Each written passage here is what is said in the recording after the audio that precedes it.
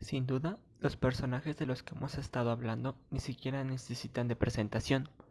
Cada uno son conocidos por uno o más de sus trabajos.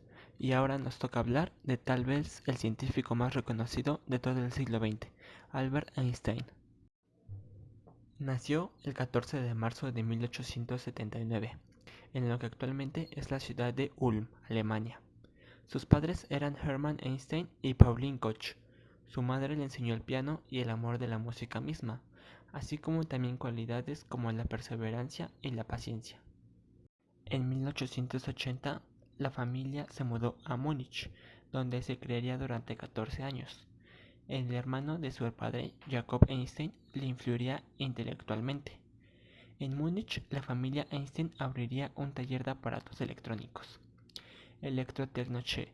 Desde su nacimiento, Albert Einstein había tenido dificultad para hablar, al punto que le consideraban con algún retraso mental. Además, Albert era metódico y paciente, y solía evitar la compañía de otros niños. Sin duda, Albert tenía problemas durante su infancia.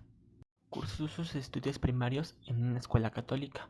Desde 1880 asistió al Instituto de Segunda Enseñanza Luitpold. Tenía buenas notas en la mayoría de las materias, a excepción de la clase de idiomas. Durante su paso por el bachillerato, Einstein tuvo muchos problemas para adecuarse, pues la estricta enseñanza impartida en las escuelas de aquella época de Otto von Bismarck, canciller de Alemania, la educación se estilizaba bajo un concepto de rigidez.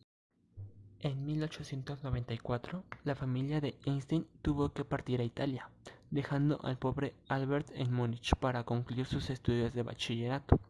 Sin embargo, tiempo después, Albert, junto con la ayuda de un médico amigo de su familia, abandonó la escuela y partió a Italia junto a su familia. Ahí, tras un intento fallido por su deficiencia en las ciencias sociales, ingresó a la Escuela Politécnica Federal de Zúrich. Ahí conocería a la que sería su primera esposa, Mileva Maric, y con quien tendría 2 hijos. Tras graduarse, sin tener el grado de maestro, Einstein no pudo encontrar un trabajo en la universidad, aparentemente por la irritación que causaba entre sus profesores por su suma falta de respeto. Para financiarse, Albert trató de dar clases particulares, pero sus continuos episodios de pensamiento le hacían faltar a muchas de sus clases, por lo que terminó siendo despedido. En 1904 consiguió un trabajo permanente en la oficina de patentes. Odiaba el empleo, pero requería del sustento económico para sostener a su familia. Poco después finalizó su doctorado presentando una tesis titulada Una nueva determinación de las dimensiones moleculares. Durante su estancia en la oficina de patentes, Albert tuvo el año milagroso, donde generaría 4 grandes de sus trabajos. El primero, un artículo que daba la explicación del efecto fotoeléctrico, donde utilizaba la nueva idea introducida por Planck, el cuanto para formular la existencia de moléculas de luz que hoy en día se conocen como fotones. Los primeros de estos artículos fueron bastante ignorados por la comunidad científica. De hecho, sobre su trabajo sobre el efecto fotoeléctrico, el mismísimo Planck despreciaba su trabajo, pues consideraba que el cuanto era un simple valor matemático que no podía ser aplicable.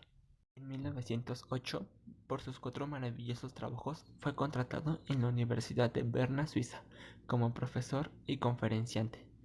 En esta época trabajó con Marcel Grossman y Otto Stern.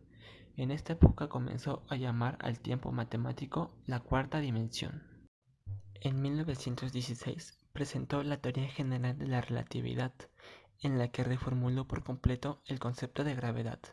Una de las consecuencias fue el surgimiento del estudio científico del origen y evolución del universo por la rama de la física denominada cosmología.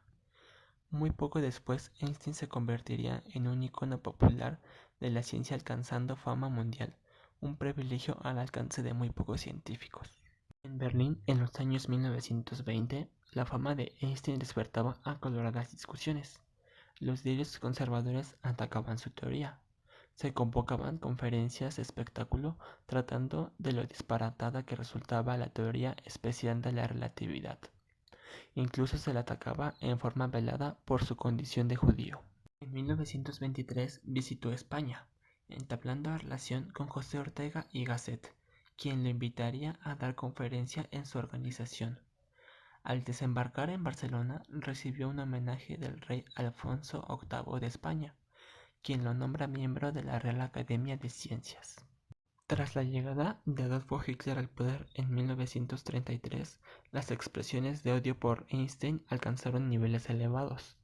Algunos físicos nazis, incluyendo los premios Nobel de Física Johannes Stark y Philipp Lenard, intentaron desacreditar sus teorías. Los físicos que enseñaban la teoría de la relatividad eran incluidos en una lista negra política.